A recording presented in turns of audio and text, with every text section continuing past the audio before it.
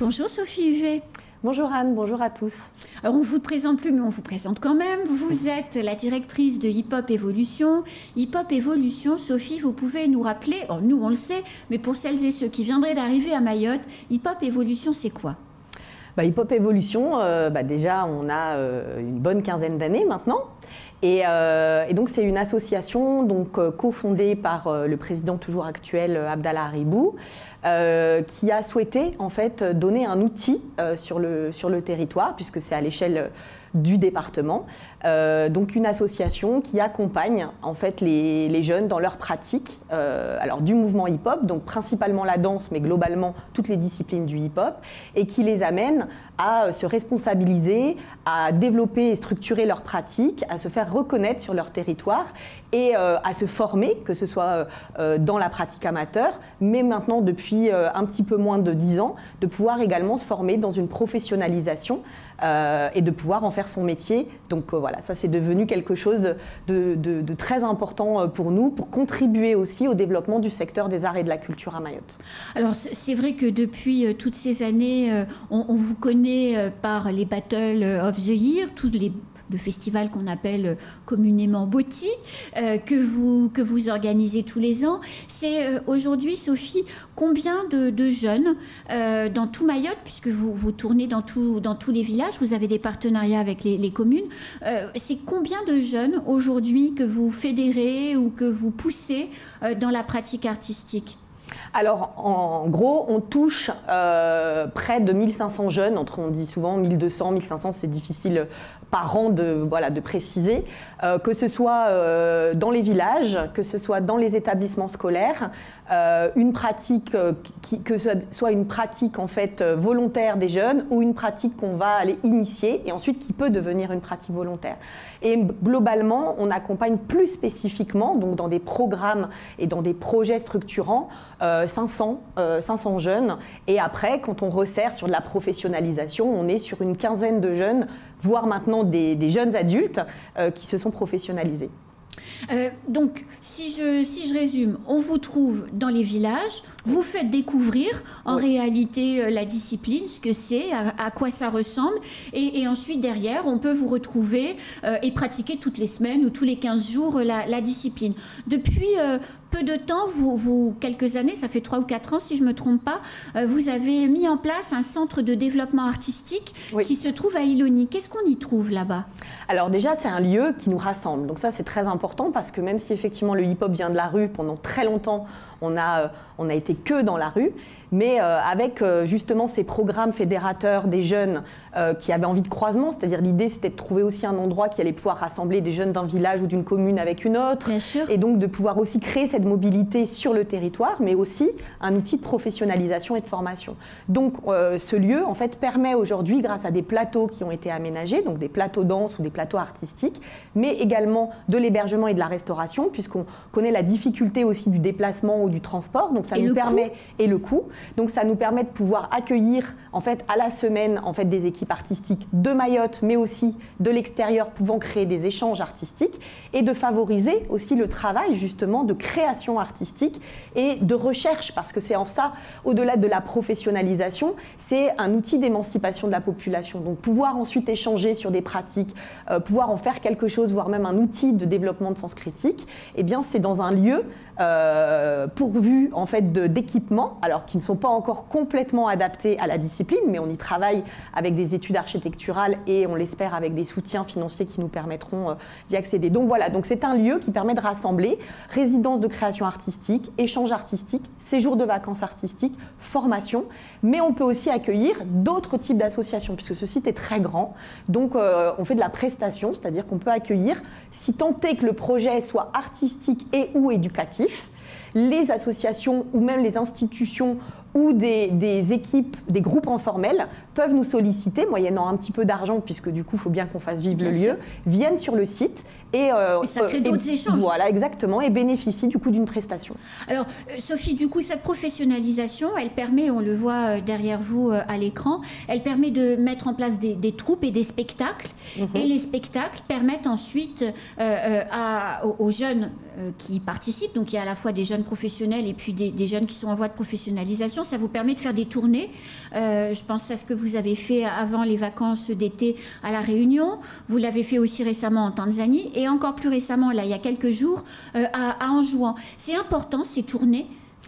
C'est le métier des artistes, c'est la base du métier des artistes. L'objectif, c'est de créer, mais l'objectif, c'est aussi que ça rencontre un public et que la position artistique du chorégraphe, du metteur en scène, du danseur, du comédien, que sais-je, du musicien, elle puisse avoir une résonance par rapport en fait à un public, mais par rapport aux territoires pour lesquels ils ont envie de faire passer ce message. Donc c'est ça l'enjeu, et notamment là c'est un spectacle créé par Hassan Mohamed, donc on connaît un peu mieux sous le nom de AC, voilà, avec 5 danseurs professionnels ou en voie de professionnalisation. Que l'on voit derrière vous. Voilà, donc là on était sur le bateau entre Moroni et Anjouan. Et l'objectif des troupes artistiques, c'est aussi voilà, d'aller faire des tournées, d'aller à la rencontre d'un public. Et ce spectacle qui s'est inspiré en fait, puisque AC ce qu'il veut, c'est il a été recherché dans ses origines africaine, en tout cas Afrique de l'Est, parce qu'il a envie de se définir comme ça, il n'a plus envie de dire je suis peut-être de telle ou telle nationalité, j'ai envie d'être plus large, de voir un petit peu plus grand, et c'est aussi pour ça que la Tanzanie, la Réunion et les Comores font partie de cette actualité avec ce spectacle ou avec d'autres, puisqu'il y avait aussi le spectacle de Massoundi Saïd Ali qui est allé à la Réunion, c'est de pouvoir aussi reconnecter avec leur identité culturelle, et là on ne parle pas de politique, on parle pas de... Et puis aussi il y a un enjeu économique, parce que quand on est professionnel, en fait, là en fait il y a une économie qui se met en place. Donc c'est comment on peut aussi ensemble imaginer ces modèles économiques dont certains... Pour vivre en fait, hein, tout simplement. Pour vivre eux directement, mais indirectement, puisqu'on le sait que le secteur de la culture en France, mais même dans le monde entier, fait vivre énormément de gens. On l'a vu pendant la crise Covid, que le milieu culturel a énormément souffert en fait de ça, puisque c'est plein de métiers autour, c'est aussi de la restauration, c'est aussi une économie. Quand vous verrez, quand on fabrique un spectacle, on a des costumes, donc on fait travailler des costumières, on fait travailler des régisseurs, on fait travailler des techniciens, des logisticiens, des administrateurs comme moi par exemple. Donc ce sont tous ces métiers qu'on connaît encore peu à Mayotte, pour lesquels justement on y travaille, parce qu'on parle beaucoup des artistes, mais on parle souvent très peu des métiers qui sont autour et de l'écosystème qui est nécessaire pour faire vivre des artistes. Alors, je voulais qu'on regarde, parce que vous m'avez envoyé une petite vidéo des répétitions de ce spectacle, Sophie. Je voudrais qu'on regarde la vidéo et que vous nous expliquiez ce qui est en train de se passer sur les images, Sophie. Donc là, effectivement, c'est ce qu'on appelle un filage, c'est-à-dire que systématiquement, et ça c'est vraiment spécifique aux danseurs. Alors pour la musique, on va plutôt, ils vont tester le son. Là, ils ont besoin de tester leur corps. Donc c'est important pour eux de faire une répétition dans les conditions du réel. Alors ils n'ont pas les costumes, etc., mais ils vont faire les placements, ils vont se caler par rapport au sol, par rapport à l'air, par rapport à l'environnement, parce que tout environnement est différent, et de pouvoir caler en fait leur espace, la danse et leur énergie. Donc là, on est dans les locaux de l'Alliance française de Mtsamoudou, qui nous ont accueillis dans le cadre de cette tournée, grâce au partenariat avec le CCAC Mavouna, qui est le centre de création artistique des Comores, qui est une structure extrêmement dynamique et qui est un outil important pour les artistes des Comores, toutes disciplines confondues, même si nous on fait du hip-hop, eux ils font toutes disciplines. Et c'est par ce biais-là qu'on a pu justement aussi créer cet échange et cette tournée. Donc là, en l'occurrence, c'est un travail sur une technique de danse hip-hop. Et en même temps, vous pourrez voir peut-être par des photos que ce spectacle, il part du hip-hop pour arriver en fait à une énergie très hip-hop et traditionnelle. Oui, c'était les costumes jaunes que l'on voyait, derrière vous. Et c'est cet esprit-là dans la création, c'est-à-dire c'est pas de dire on dénature la tradition ou on dénature le hip-hop, c'est avec le mot création et avec la dimension de l'artiste. Et parfois, c'est vrai que c'est peu compris encore à Mayotte quand on parle d'art et de culture. Souvent, quand on parle de culture à Mayotte, on parle de tradition. Et bien sûr que ça en fait partie, mais cette création, le terme création artistique, il doit inventer des nouvelles formes et il doit se projeter dans quelque chose. Alors, cette tournée à Anjouan, c'était combien de jours, combien de représentations? Vous êtes allé sur les 3 îles? Alors malheureusement, on n'a pas pu aller sur Moélie cette fois-ci, mais on y retournera puisque c'est le début en fait d'un projet de coopération. Alors qui a commencé, nous on a été soutenus par des fonds de coopération régionale fin 2019-2020, mais avec le Covid, on n'a pas pu le faire. Donc là, on travaille sur ces fonds-là. On souhaite en 2023 du coup relancer cette fois-ci, puisque l'objectif du spectacle, c'est pas que d'aller faire du spectacle, c'est aussi aller à la rencontre des artistes ou en tout cas des jeunes émergents aussi sur leur territoire, qu'ils nous montrent aussi eux ce qu'ils font, comment ils le font, de quelle manière ils le font.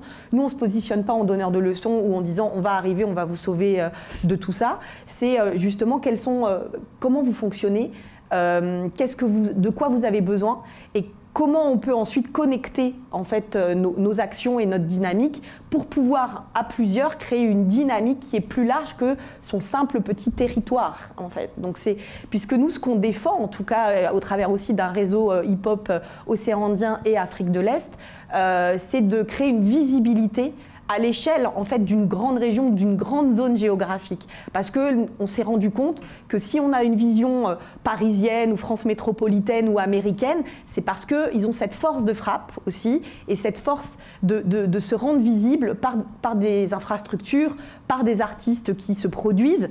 Et on se dit pourquoi on ne peut pas le faire aussi chez nous et pourquoi les artistes du monde entier n'auraient pas envie de venir chez nous.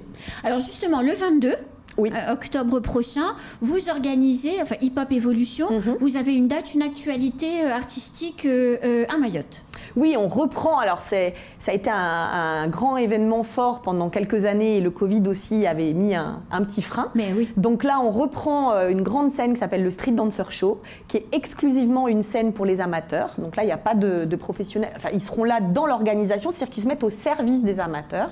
Il va y avoir un travail et d'ailleurs, ils vont aussi dans les villages pour accompagner et leur donner quelques conseils parce que c'est aussi l'objectif. Et donc là, on va réunir. Alors habituellement, on faisait une tournée dans les villages qu'on n'a pas pu faire, mais qu'on remettra en place en 2023. Mais là, c'était sur inscription et sur volontariat. Donc il y aura une vingtaine de groupes de tout Mayotte qui vont se produire du coup sur scène. Alors il y aura un jury. L'idée, c'est pas de définir un premier, etc. C'est qu'il y aura des thématiques.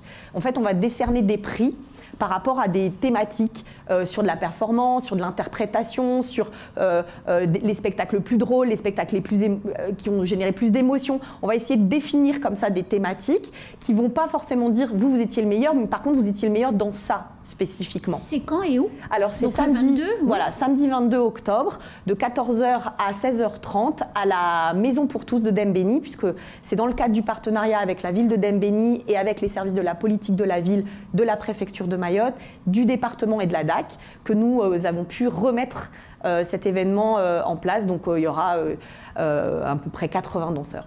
80 danseurs sur scène à la Maison pour tous de Dembéni le 22 octobre à partir de 14h.